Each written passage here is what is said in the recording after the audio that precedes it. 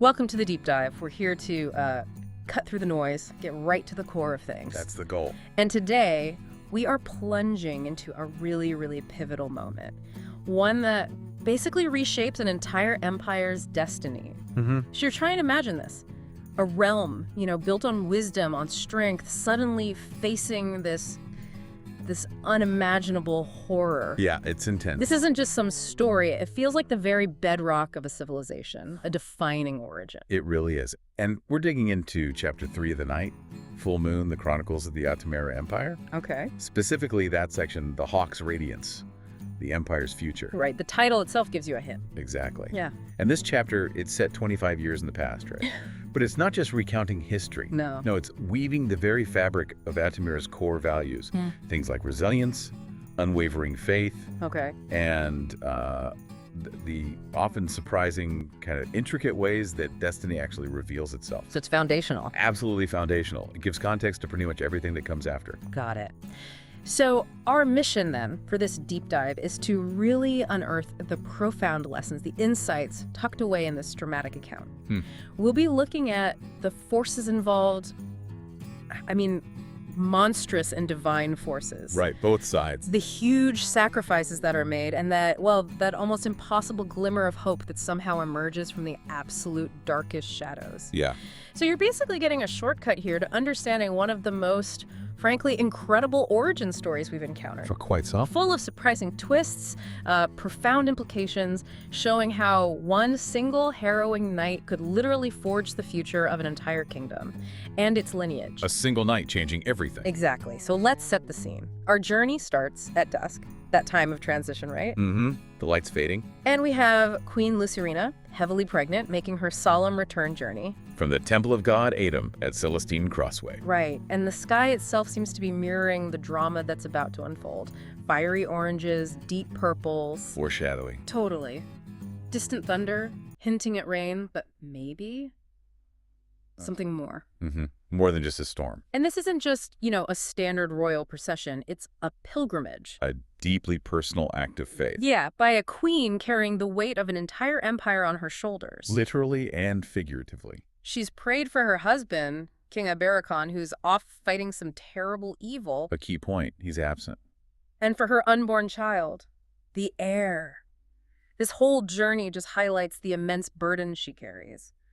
Hope, responsibility, it's all there. And if we look at this opening, critically, it's crucial to see that intersection. Personal conviction meeting royal duty. Okay. Lucerina's decision to actually go on this journey, even though the Queen Mother, Cassiphora, had serious concerns. Right, Ibericon's mother. Exactly. She was deeply worried. Lucerina was so close to giving birth. Understandable. The Queen Mother apparently told her, my dear Lucerina, while your desire to pray is noble, maybe this isn't the safest time. Something like that. But Lucerina felt she had to go. Her heart was set on it, driven by this unshakable need. She saw it as a vital spiritual act. Standing with her husband, even from afar. And with the people, who put so much faith in the royal family. It wasn't just for her.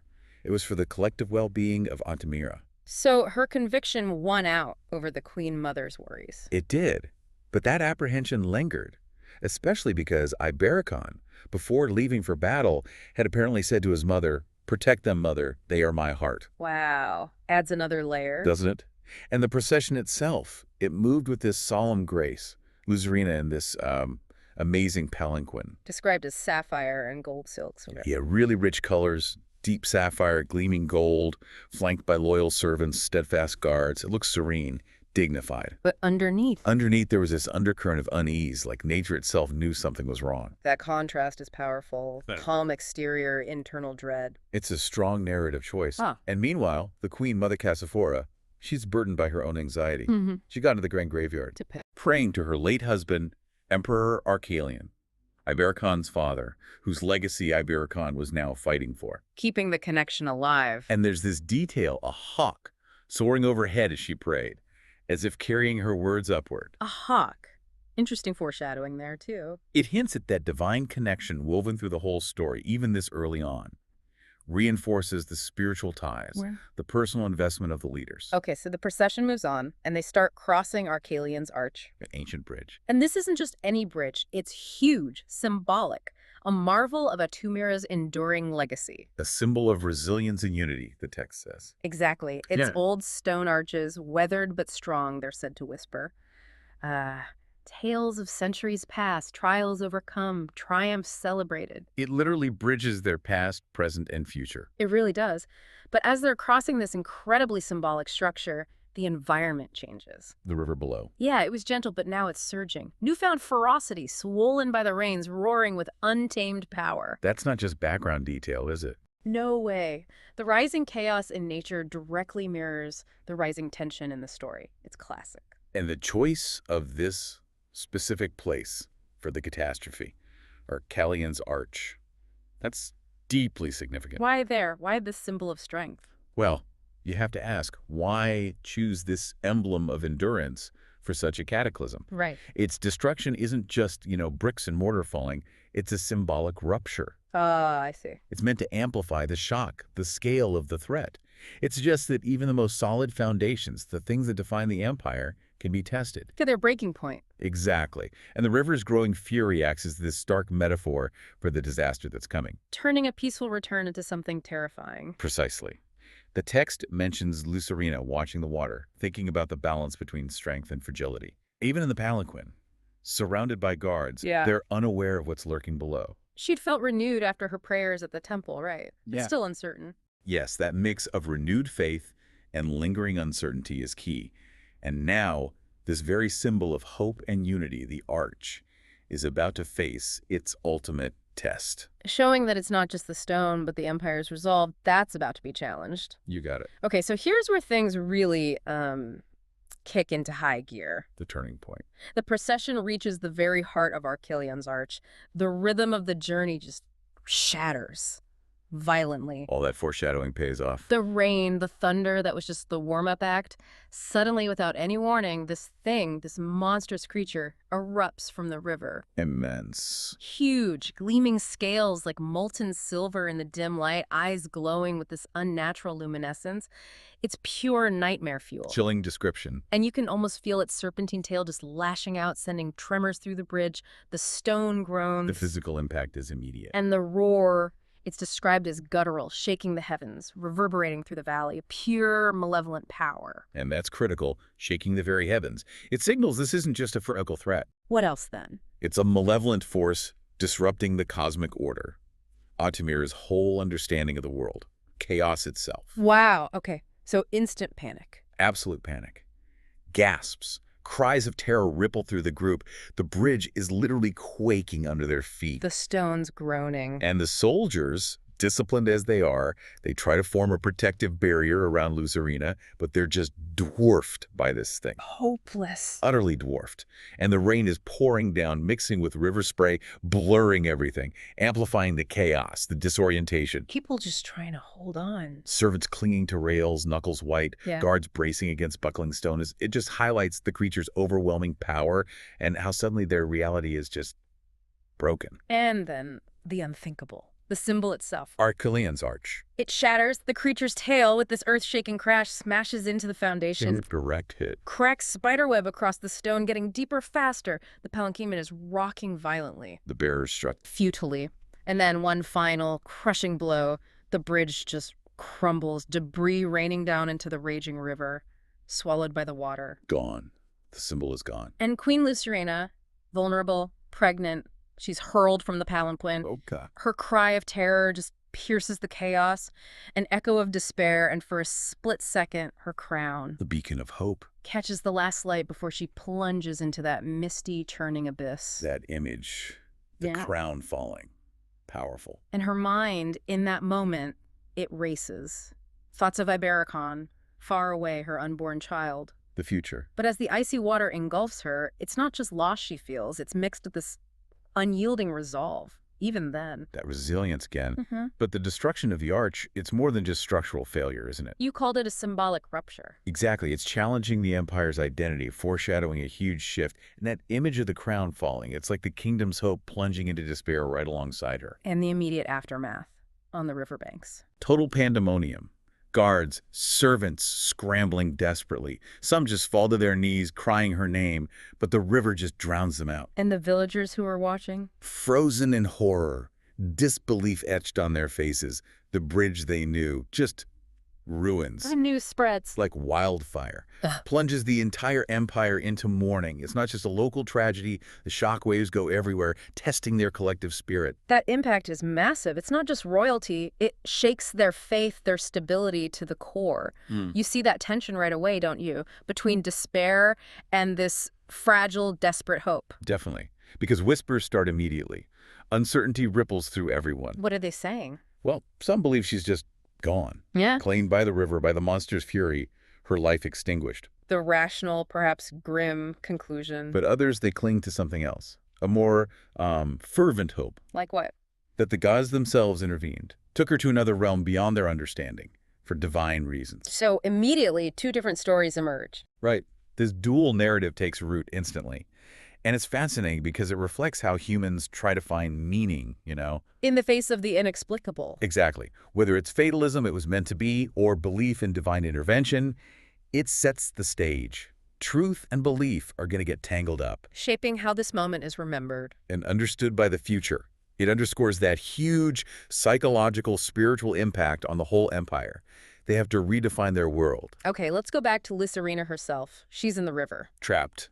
Fighting for her life. Battling the currents, and at the same time, she's in labor. The agony is unimaginable.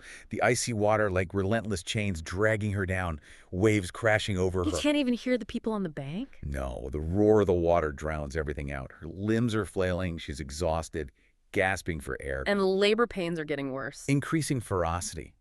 That biological reality on top of this apocalyptic struggle. Thank the monster. It's still there. Oh yes, looming. Scales like liquid obsidian, glowing crimson eyes fixed on her. Its tail, massive, lashing out, sending shockwaves. Radiating primal hunger. Surging closer, like a predator closing in. The stakes just couldn't be any higher right now. It's an absolute crucible. It really is. It intensifies that core theme. Strength forged through trials. Pushed to the absolute limit. Her physical struggle, the labor, the monster, it's unbearable pressure. Designed narratively to push her to the breaking point. Makes any rescue feel truly miraculous. Earned. Exactly. It's raw, primal, suffering, instinct. Testing her, testing the royal line. Showing that real power often comes from the depths of desperation. But even facing death, even in agony, her focus, it shifts. Remarkably, it's not on her own survival. It's the child, the Empire's future. With the fleeting moment of clarity amidst all that terror and crushing water, she clasps her hands, looks up at the stormy sky, And praise. whispers it, barely audible but filled with resolve. O great Edom, protect my child. If I must perish, let my baby live and fulfill their destiny. That prayer, that's the heart of it, isn't it? Absolutely. It's the turning point. Ultimate maternal sacrifice. Focus on legacy over self. Pure faith against pure despair. And then the shift happens. Abruptly, impactfully. From despair to divine intervention. As if summoned by that prayer. Light. Radiant, blinding light tears through the darkness. The heavens seem to split open. And a magnificent hawk descends. Golden feathers glowing. Ethereal brilliance. Fiery eyes burning with otherworldly intensity. Its very presence seems to silence the storm's chaos. It commands attention. This isn't just a rescue bird. It's a direct, tangible answer to her prayer. God, Adam's protection made manifest. And it works immediately. Calms the storm, deals with the monster. Instantly. It legitimizes her faith, shows Adam's power. The monster, so dominant moments ago, it falters, stops mid-attack. Its eyes change. From hunger to primal fear. The hawk, this celestial envoy, extends its wings, gives a single cry. Like a divine command. And the beast recoils. Its mighty tail trembles. It retreats into the depths, lets out one last anguished roar, and vanishes. Oh, wow. Just gone. Gone. And on the bank, the crowd gasps, cries out in astonishment. Some fall to their knees praying, others just frozen in awe. Even the storm obeys. It abates, as if commanded by this divine presence. This isn't just saving a queen, it's reasserting the cosmic order. Adam protects Altamira. So that prayer, that desperate, raw act of faith, it actually worked. It really did. Called down this incredible glowing hawk, a divine messenger that scares off the monster and calms the storm. A total turnaround, a dramatic reversal underscoring that theme of divine intervention. And Lyserina feels it, even exhausted, cold. She feels that shift. The hawk's arrival is proof, an answer. It ignites that spark of hope in her weary heart. Pulls the whole story back from the brink. Absolutely. But amidst all this divine spectacle, something even more intimate is happening. Another miracle unfolds. The Holy Hawk swoops down, elegant, precise, just as Lucerina's strength is failing. Her body giving out from exhaustion, the cold. But then, a different pain. Sharper. The crescendo of labor. Right there, in the river. With the final guttural cry, agony and determination mixed, she delivers her child into the merciless waters. Unbelievable. The baby's first cries, fragile but defiant, they pierce the quieting storm, like a challenge to nature itself. Her instincts take over. She cradles her abdomen, shielding the child with sheer will. The water still claws at her, but her resolve burns. She screams against the torrent. A primal cry, agony and fierce determination. Summons her last strength, clutches the baby tightly, shielding it from the waves, whispers to it. What does she say? You will live. By the God's will, you will live. Hoarse but steady. It's just raw maternal strength, unyielding protection. And this moment, it really raises questions about fate, divine purpose in this whole narrative, doesn't it? How so? Because it's precisely now, in this impossible situation, life hanging by a thread, that the divine intervention becomes personal, physical. The hawk reaches them in the absolute nick of time. Grabs them both, Lucerina and the newborn, with its strong, talon-like grip. Gently. Remarkably gentle, lifting them from the river. Its movements are a perfect blend of strength and gentleness, like it has a specific mission. The crowd watches. Awestruck, fear mixed with reverence, the hawk places them gently on the riverbank. Soft grass, such a contrast. Okay. Its golden eyes meet Lucerina's. There's this unspoken message, a promise. They were spared for a reason, something greater than just survival. Implying a destiny for the child. A preordained path, significant. Then the hawk ascends and vanishes. Its actions were precise, intentional, suggesting a grand design. So this confirms it wasn't just survival, it's the start of something big for the newborn. Exactly, a divinely sanctioned destiny. So out of utter tragedy, terror, the shattered bridge, the monster, comes this moment. Joy, confirmation. Relief, maybe. Immense relief. The crowd rushes forward, servants, common folk helping. They carry Lucerina and the baby to a healing sanctuary nearby. She recovers. She revives, sees her child, clean, swaddled, alive, and an elder confirms it. Your Majesty, you have brought a prince into this world. A prince. He is strong and healthy, a true miracle. The gods have blessed us with his arrival. A true miracle, declared right from the start. Tears well in Lucerina's eyes. She looks at her baby and finally finds peace. His smile isn't just a baby's smile. It's a beacon of hope. A symbol of the divine purpose she had prayed for. The future of Atumira right there. And connecting this back, this isn't just Lucerina's personal victory. It solidifies divine favor on the entire royal bloodline. For generations. His birth becomes proof. Proof, amidst overwhelming odds, through direct divine intervention. He's not just born, he's a potent symbol of resilience, a radiant future for the Empire. Directly fulfilling her prayer. And setting the stage for everything else. It also highlights how everyone immediately recognizes his divine significance. From the moment of birth. He's imbued with this sacred importance. A powerful narrative tool instantly establishes his critical role. He wasn't just born royal, he was chosen. Which will shape everything. His reign, his legitimacy. The expectations people have. This origin story becomes a cornerstone of Atumaran identity, linking their resilience directly to this miracle baby. So, wrapping this up, what does this incredible origin story really mean for Atumira's future? It's a huge question. We've seen hope literally born from a storm, Lucerina's journey, the bridge shattering, the monster. Terror and loss. But then her faith, her prayer, brings the Holy Hawk. Divine intervention. The prince is born.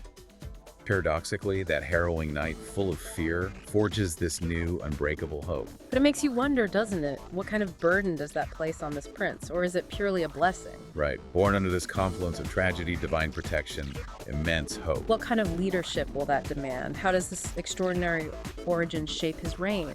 His relationship with his people, the challenges he'll face. Knowing he carries that weight, that miracle from day one. It's definitely something to think about, isn't it? As you consider the path ahead for the Atumara Empire, forever marked by this night.